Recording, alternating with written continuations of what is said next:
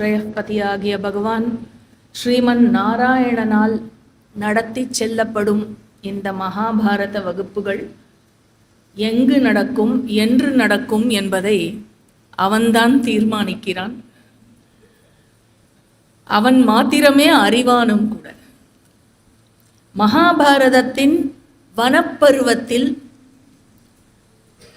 மொத்தம் 22 உபபருவங்கள் உள்ளன. அவற்றுள் 6 உபபருவங்கள் நாம் பார்த்து முடித்துள்ளோம். என்னென்ன உபபருவங்கள்? அரண்ய பருவம், கிர்மீரவத பருவம், அர்ஜுனாபிகமன பருவம், கைராத பருவம், இந்திரலோகாபிகமன பருவம், நலோபாக்கியான பருவம். இந்த 6 உபபருவங்களை முடித்துள்ளோம். இவைகளுக்கு அடுத்தபடியாக 7வது உபபருவத்தை இன்று தொடங்க வேண்டும். தீர்த்த யாத்ரா பருவம். இந்த தீர்த்த யாத்ரா பருவம் என்ற உபபருவத்தில் வனப்பருவத்தினுடைய 80வது அத்தியாயம் முதல் 156வது அத்தியாயம் வரை உள்ளன. மொத்தம் 77 சாப்டர்ஸ் இருக்கு இந்த தீர்த்த யாத்ரா பருவத்தில் மாத்திரமே.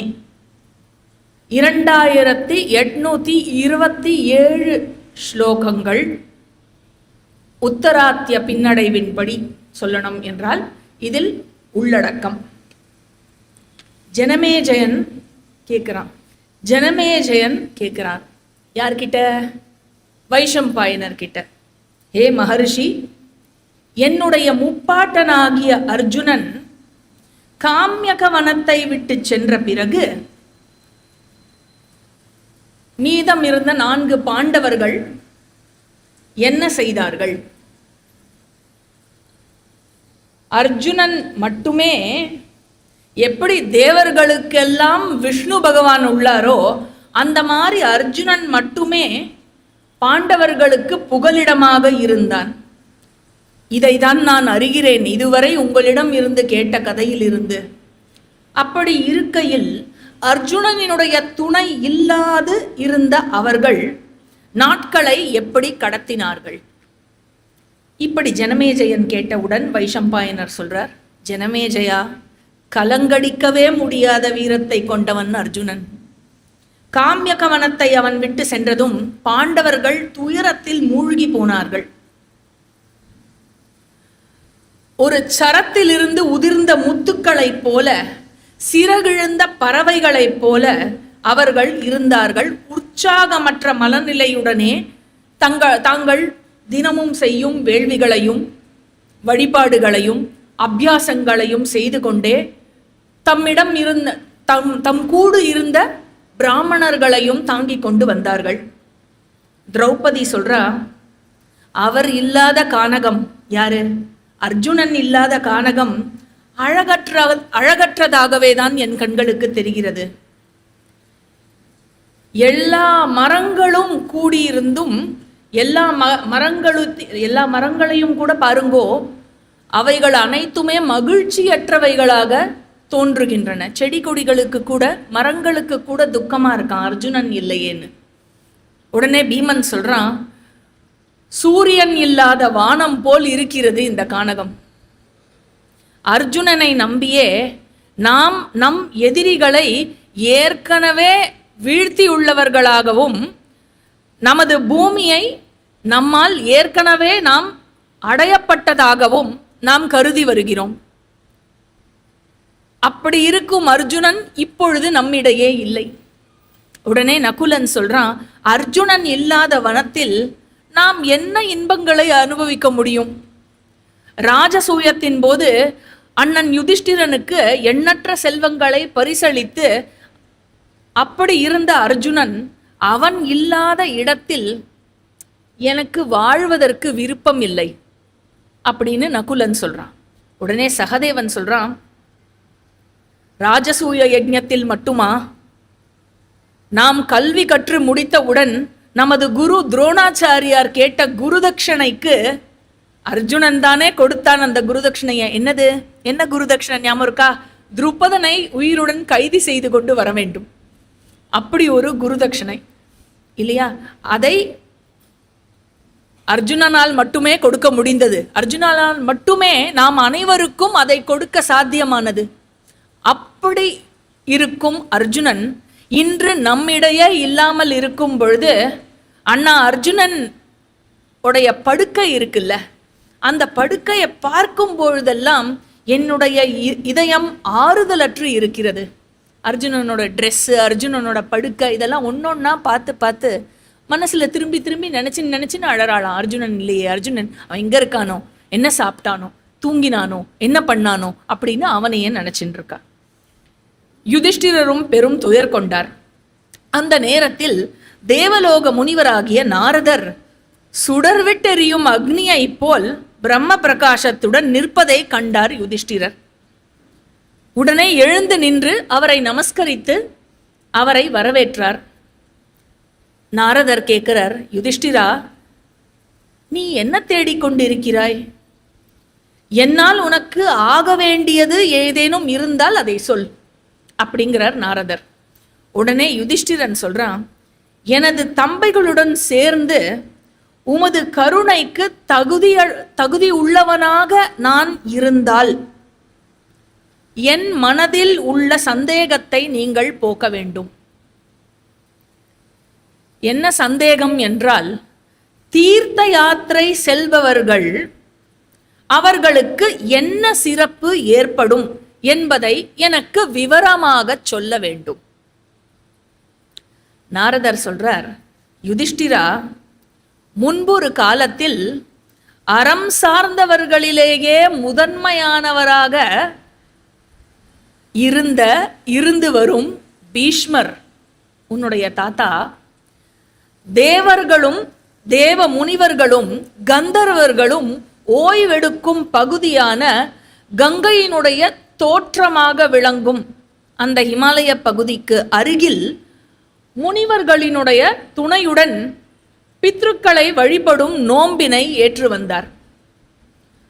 அவரது தானத்தின் மூலம் பித்ருக்களையும் தேவர்களையும் முனிவர்களையும் சாஸ்திர விதிகளின்படி அவர்களை திருப்தி அடைய செய்தார். ஒரு முறை அவர் பாராயணம் செய்து கொண்டு வரும் பொழுது முனிவர்களிலேயே சிறந்த முனிவரான புலஸ்தியரை கண்டார். புலஸ்தியர் சப்தரிஷிகளில் ஒருவர். அந்த புலஸ்திய முனி வந்தவுடன் மகிழ்ச்சியும் ஆச்சரியமும் நிறைந்தார் பீஷ்மர். புலஸ்தியரை முறையாக வழிபட்டு, ஹே முனிவர், உமது காட்சி எனக்கு கிடைத்ததால் நான் என்னுடைய பாவங்கள் அனைத்திலிருந்தும் விடுபட்டதாகவே கருதுகிறேன்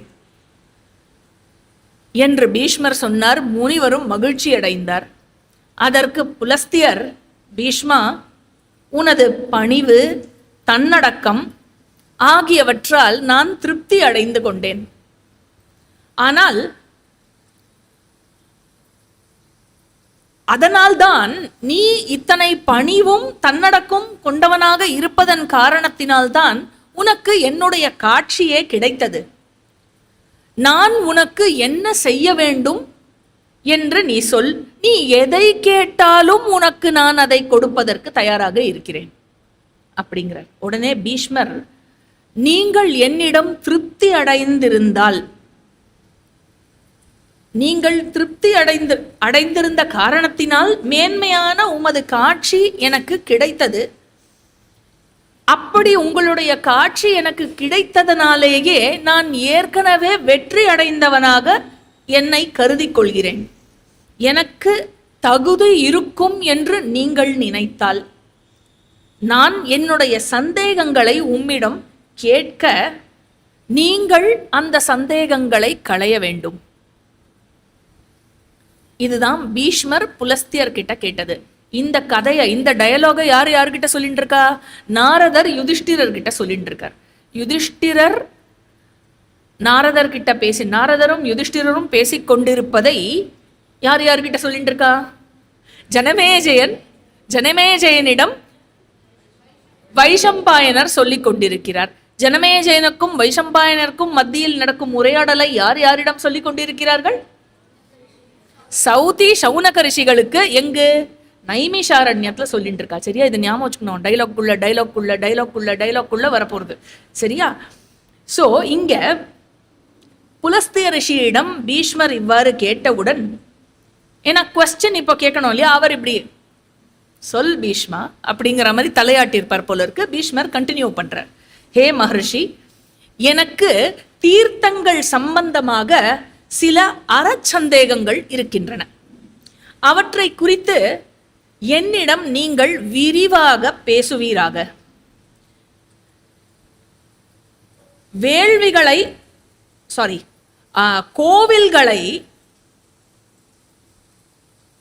கோவில்களுக்கு செல்பவர்கள், புண்ணிய நீர்நிலையில் ஸ்நானம் செய்பவர்கள், இவர்களுக்கு கிடைக்கும் பலன் என்ன? புண்ணிய கஷேத்திரத்திற்கு செல்பவர்கள், புண்ணிய நதிகளில் நீர் நிலைகளில் நீராடுபவர்கள், இவர்களுக்கு கிடைக்கும் பலன் என்ன? புலஸ்தியர் சொல்றார், மகனே கவனமாக கேள். இன்றைய வகுப்பு ஒருவேளை உனக்கு இன்ட்ரெஸ்டிங்காகவும் இருக்கலாம், அல்லது ரொம்ப போர் கூட அடிக்கலாம். ஏனென்றால் அப்படிப்பட்ட ஒரு கேள்வியை தான் நீ என்னிடத்தில் கேட்டிருக்கிறாய். அப்படி சொல்ல, மகனே, முனிவர்களினுடைய புகலிடமாக இருக்கும் தீர்த்தங்களால் ஏற்படும் பலனை நான் உனக்கு சொல்கிறேன் அப்படின்னு சொல்லிட்டு என்ன பண்றார் புலஸ்தியர், தீர்த்த யாத்திரை சென்னா எந்த இடத்துக்கு போனா என்ன பலன், எந்த நீர்நிலையில ஸ்நானம் பண்ணாலோ ஆச்சமனம் பண்ணாலோ என்ன பலன் அப்படின்னு டைரக்டா லிஸ்ட் போட்டு சொல்லலாம் இல்லையோ. அதுக்கு முன்னாடி சில கண்டிஷன்ஸ் சொல்றார். தீர்த்த யாத்திரா எப்படி மேற்கொள்ள வேண்டும், அப்பொழுதுதான் இந்த பலன்லாம் கிடைக்கும். சரியா?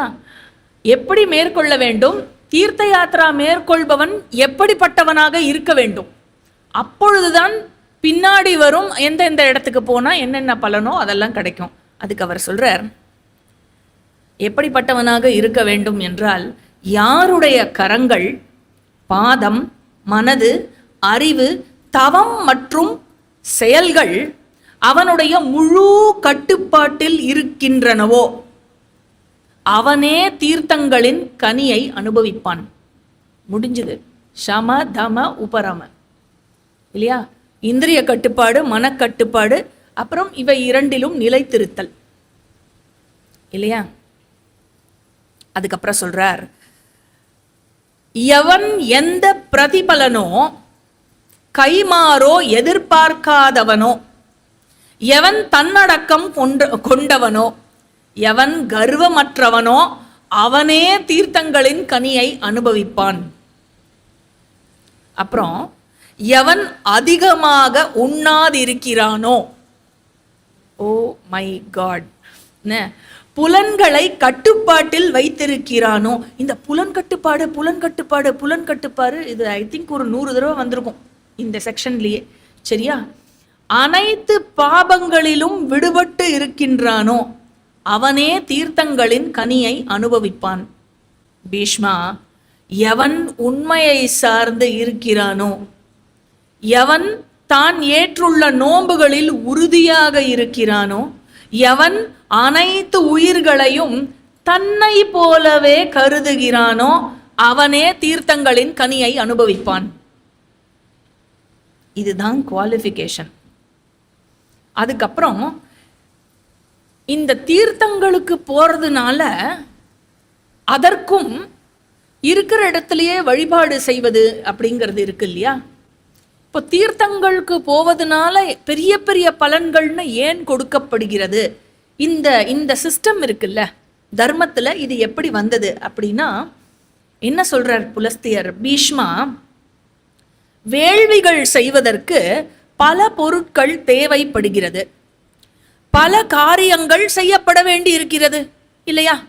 அதுல ஒரு கணபதி ஹோமம்னாலே அத்தனை சாமான், அரேஞ்ச்மெண்ட், முன்னேற்பாடு நிறைய இருக்கே இல்லையா?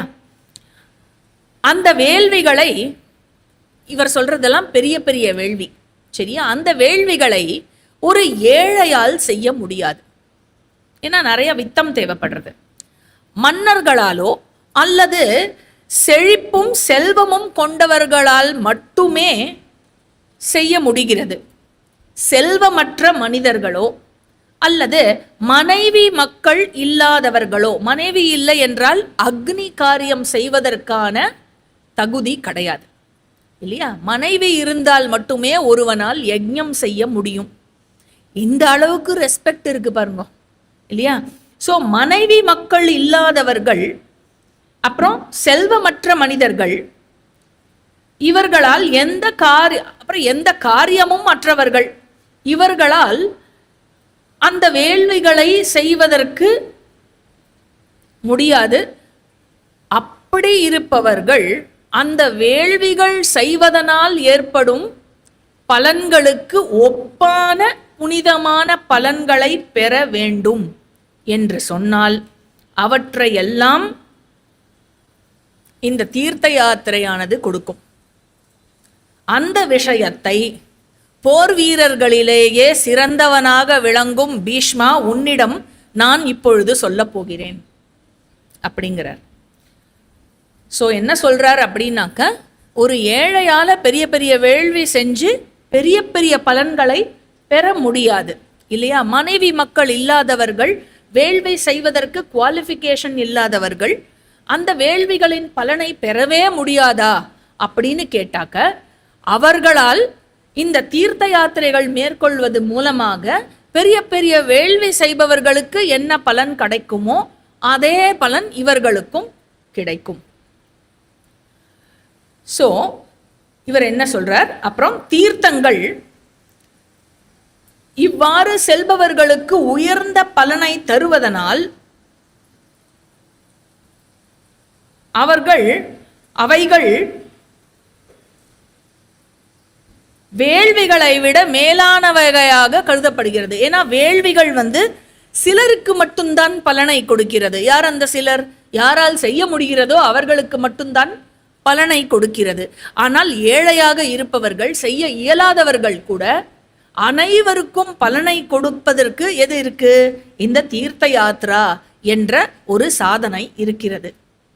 எவன் ஒருவன் உண்ணா நோன்பு, அதாவது விரதம் மேற்கொண்டதே இல்லையோ, விரதம் அப்படின்னா இங்க என்ன சொல்லப்படுறதுன்னா 3 இரவுகள் உண்ணாமல் இருப்பது, அப்பதான் அது விரதம்னு கருதப்படுகிறது. சரியா? ஒரு நாள் மட்டும் சாப்பிடலன்னா அது இங்கே சொல்லப்படுற விரதமாக கருதப்படுவது இல்லை. எவன் ஒருவன் உண்ணா நோன்பு இருந்ததே இல்லையோ, தங்கத்தையோ பசுக்களையோ தானமாக கொடுத்ததே இல்லையோ, அவன்தான் ஏழையாக கருதப்படுகிறான். என்னால் கொடுக்க முடியும், ஆனால் நான் கொடுத்ததில்லை, அப்படி இல்லை, என்னால் நிஜமாவே கொடுக்க முடியாது அப்படின்னு இருக்கிறவன் ஏழையாக கருதப்படுகிறான். அப்பேற்பட்ட ஏழை அக்னிஷ்டோமம் மற்றும் இன்னும் பிற வேள்விகள் செய்து பெரும் பரிசுகளை கொடுப்பதனால் ஏற்படும் பலன்களையும் விட ஒருவன் தீர்த்த யாத்திரைக்கு பரதேசியாக செல்வதால் ஏற்படும் பலன் அதிகம். பகவானே கதின்னு போறது இருக்குல்ல, அதுதான் பரதேசியா போறதுன்னு அர்த்தம். அங்க இது இருக்கா, ரூம் இருக்கா, இது இருக்கா, ஏசி இருக்கா, அதெல்லாம் கேட்காம எங்க என்ன இருக்கோ எப்படி இருக்கோ அதுபடி அந்த டிசிப்ளினோட இருக்கிறது இருக்கு இல்லையா, மனசுல டிசிப்ளினோட கட்டுப்பாடோட செல்கிறான் என்றால் அவனுக்கு பெரிய பெரிய யாகங்கள், அக்னிஷ்டோமம் மாதிரி செய்யப்படும், வாஜபேயம் மாதிரி செய்யப்படும், அஸ்வமேதம் ராஜசூயம் மாதிரி செய்யப்படும் பெரிய பெரிய யாகங்களால் ஏற்படும் பலன் அவனுக்கு கிடைக்கிறது. அதாவது இந்த மாதிரியான வேள்விகள் எல்லாம் அபரிமிதமான தங்கம் தானமாக கொடுக்கப்பட வேண்டும். அப்படி தானம் கொடுக்க என்னிடத்தில் இயலாது அப்படின்னு சொன்னா நான் ஏழை. சரியா? அந்த மாதிரியான ஏழைகளுக்காக அதே பலனும் கிடைக்க வேண்டும் என்பதற்காகத்தான் இந்த தீர்த்த யாத்ரா சொல்லப்படுகிறது. இந்த தீர்த்த யாத்திரையினுடைய பலன்கள் சொல்லப்படுகிறது. ஃபர்ஸ்ட் தீர்த்தம் முதல்ல எதை சொல்றார், அப்புறம் அதிகமா எதை சொல்றார், இதுல இருந்தெல்லாம் முக்கியத்துவம் தெரிகிறது இல்லையா? ஃபர்ஸ்ட் தீர்த்தம் தேவர்களுக்கெல்லாம் தேவனாக விளங்கும் மகேஸ்வரனினுடைய தீர்த்தம் ஒன்று இருக்கிறது. அந்த தீர்த்தத்திற்கு பேர் புஷ்கரம் என்று பெயர். புஷ்கரம் என்ற பெயரில் விளங்குகிறது. இன்னைக்கு அந்த இடம் ராஜஸ்தான்ல இருக்கிற அஜ்மீர் டிஸ்ட்ரிக்ட்ல இருக்கு புஷ்கர் அப்படின்னு. அங்கு 2 சந்தியா காலங்களிலும், அதாவது பகல் இரவு சந்திக்கும் வேளைகளிலும், அப்புறம் 3வது சந்தியா காலமாக சொல்லப்படும் நடு பகலிலும் அங்கு 100,000 கோடி தீர்த்தங்கள் புஷ்கரையில் சங்கமித்திருக்கும் அப்படிங்கிறார் புலஸ்தியர். புஷ்கரையில் ஆதித்யர்கள், வசுக்கள், ருத்ரர்கள், சதஸ்யர்கள், மருதர்கள், கந்தர்வர்கள், அப்சரஸ் ஆகியோர் அங்கு எப்பொழுதுமே தங்கியிருப்பார்கள். தன்னடக்கம் கொண்ட மனிதர்கள் மனதால் புஷ்கரையை நினைத்தாலே தங்களுடைய பாவங்கள் கழுவப்பட்டு ஸ்வர்க்கத்தில் மதிக்கப்படுகிறார்கள். என்னால புஷ்கர் வரைக்கும் கூட போறதுக்கு எனக்கு உடம்பு இல்லைன்னு வச்சுக்கோங்க. என்ன சொல்றாரு பாருங்க இங்க புலஸ்தியர். மனசை அடக்கி புஷ்கர தியானம் பண்ணாலே, மகேஸ்வரனை தியானம் பண்ணாலே ஸ்வர்க்கத்துக்கு போற, ஸ்வர்க்கத்தில் நீ மதிக்கப்படும் நிலையை அடைவாய் அப்படிங்கிற. இந்த புஷ்கரையில் முனிவர்களும் தேவர்களும் பெரும் தகுதி அடைந்தார்கள். இங்க அவர்கள் தவம் செய்து பெரிய தகுதி அடைந்தார்கள். தேவ வழிபாட்டுக்கும் பித்ரு வழிபாட்டுக்கும் எவன் ஒருவன் தன்னை இந்த தீர்த்த கஷேத்திரத்தில் அர்ப்பணிக்கிறானோ, இந்த தீர்த்தத்தில் அவன் நீராடினால், அப்படி அர்ப்பணித்து வழிபாடு செய்து புஷ்கரையில் நீராடினால் அஸ்வமேதம் செய்ததை விட 10 மடங்கு பலனை அடைவான். புஷ்கர வனத்திற்கு சென்று அங்கு ஒரே ஒரு பிராமணனுக்கேனும் எவன் ஒருவன் உணவளிக்கிறானோ அந்த செயலால் அன்று முதல் அப்படி தானம் செய்தவன் மகிழ்ச்சியாக இருப்பான். அதுக்கப்புறம் காய்கறிகளாலும் கிழங்குகளாலும் கனிகளாலும் தன்னை தாங்கிக் கொள்பவன், விரதத்தில் இருக்கான் இல்லையா, தன்னை தாங்கிக் கொள்பவன் ஒரு பிராமணனுக்கு அதே பொருட்களை, தான் எதை சாப்பிடுகிறானோ தான் சாப்பிடும் முன்பு ஒரு பிராமணனுக்கு அவரை அவமரியாதை செய்யாமல் அதே பொருட்களை பக்தியுடன் கொடுப்பவன் அஸ்வமேதம் செய்த பலனை அடையலாம். 4 வர்ணங்களிலும் உள்ள சிறந்த மனிதர்கள் யாராக இருந்தாலும் புஷ்கரையில் நீராடினால் மறுபிறவி என்ற கடலில் இருந்து விடுபடுவார்கள். இத 2 விதமா பார்க்கலாம், ஒரு விதமா பார்க்க கூடாது. பார்க்க கூடாத விதம் என்ன? புஷ்கர்ல ஸ்நானம் பண்ணாலே மோட்சம். வேதாந்தா ஸ்டூடெண்ட்ஸ் எப்படி புரிஞ்சுக்கணும்? அப்படி புரிஞ்சுக்க கூடாது இல்லையா? அப்ப எப்படி புரிஞ்சுக்கலாம் அப்படின்னா, நம்பர் 1, மறுபிறவியிலிருந்து விடுபடுவார் அப்படின்னு சொன்னா பிரம்மலோக பிராப்தி ஆகும் என்று புரிந்து கொள்ளலாம். அல்லது பிரம்மலோகத்தின் மீது கூட இச்சை இல்லாதவன், வைராக்கியம் கொண்டவன், அவனுக்கு என்ன நடக்கிறது? சாதன சதுஷ்டய சம்பன்ன அதிகாரித்துவம் பெற்று இங்கேயே குரு பிராப்தியும் பெற்று ஸ்ரவண மனன நிதித்தியாசனத்தின் மூலமாக ஞானத்தை அடைகிறான், மோட்சத்தை அடைகிறான் என்று புரிந்து கொள்ளலாம். கரங்கள் கூப்பியபடியே காலையும் மாலையும் புஷ்கரையை மனதால் நினைப்பவர்கள் அனைத்து தீர்த்தங்களிலும் குளித்ததாக கருதப்படுவார்கள். ஆணாக இருந்தாலும் பெண்ணாக இருந்தாலும் பிறப்பிலிருந்து செய்து வந்த அனைத்து பாவங்களும் இங்கு ஸ்நானம் செய்வதால் அழிகின்றன. எந்த பாவங்கள்? பிறப்பிலிருந்து செய்த பாவங்கள். அப்படின்னா ஒன்லி ஆகாமி பாப்பம், சஞ்சித பிராரப்த இன்டாக்டா இருக்கும் அப்படின்னு நினைக்கிறேன். ஏன்னா சஞ்சித பாபம் ஞானத்தினால் மட்டுமே நீங்கும், பிராரப்த பாபம் கழித்துதான் நீங்க வேண்டும் இல்லையா? பிராரப்த பாபமும் நீங்கி விட்டது என்றால் மனுஷன் அங்கேயே செத்து போயிடுவான் இல்லையா? ஓகே, ஸோ எப்படி மதுசூதனனே தேவர்களின் முதன்மையானவனோ அதுபோல் புஷ்கரையே அனைத்து தீர்த்த கஷேத்திரங்களிலும் முதன்மையானது. கார்த்திகை மாதம் முழுவதும் புஷ்கரையில் தங்குபவன் 100 வருடம் அக்னிஹோத்திரம் செய்ததின் பலனை அடைகிறான். அடேங்கப்பா! வெண்மையான 3 குன்றுகளும் 3 நீரூற்றுகளும் நீண்ட காலமாக புஷ்கரை என்று அழைக்கப்படுகிறது. அதன் காரணம் என்னவென்று எனக்கு தெரியவில்லை அப்படின்னு புலஸ்தியர் சொல்றார். புலஸ்தியருக்கே தெரியலையா அப்படின்னா அது எவ்வளவு பழமையான இடமா இருக்கணும். அவர் சொல்றார் நீண்ட காலமாக இருக்கிறது அப்படின்னு.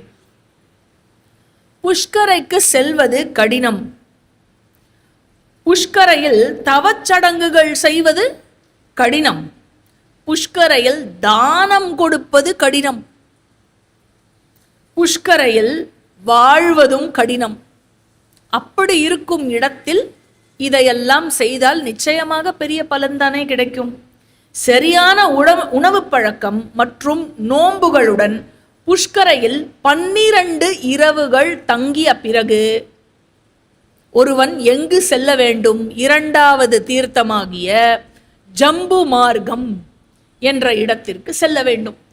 அந்த ஜம்பு மார்க்கம்னு சொல்லப்படுற இடம்தான் ஜம்புவன் அல்லது ஜம்பவந்த் அப்படின்னு சொல்ற குகை. ஜம்பவந்த் கேவ், ஜம்புவன் கேவ். அது குஜராத்ல போர்பந்தர் கிட்ட இருக்கு. சரியா? அதாவது தேவர்களும் முனிவர்களும் பித்ருக்களும் ஓய்ந்திருக்கும் இந்த ஜம்பு மார்க்கத்தை ஒருவன் அடைந்தால் அவன் அஸ்வமேதம் செய்த பலனை அடைகிறான். அங்கே 5 இரவுகள் தங்கும் மனிதன் அனைத்து பாவங்களிலிருந்தும் விடுபடுகிறான், சுத்திகரிக்கப்படுகிறான். நெக்ஸ்ட் 3வது க்ஷேத்திரம். ஜம்பு மார்க்கத்தை விட்டு அகன்றவன் தந்துலிகாசிரமம் அப்படிங்கிற ஒரு இடத்திற்கு செல்ல வேண்டும். அதாவது என்ன சொல்லப்படுறதுன்னா, ஹிஸ்டாரிக்கலி இது எங்க இருக்கு அப்படின்னா, இப்போ நம்ம அந்த ராஜஸ்தான் குஜராத் ஏரியால இருக்கோம்ல, ஹிஸ்டாரிக்கலி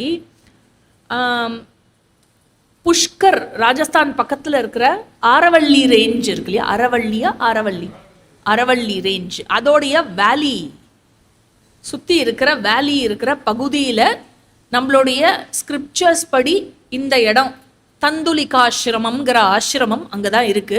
இன்னைக்கு இல்லை இந்த ஆசிரமம். சரியா? ஆனா இங்க பலன் கொடுக்கப்பட்டிருக்கிறது. அங்கு செல்பவன் யாரும் நரகத்தில் மூழ்குவது இல்லை, அவன் பிரம்மலோகத்தையே அடைகிறான்.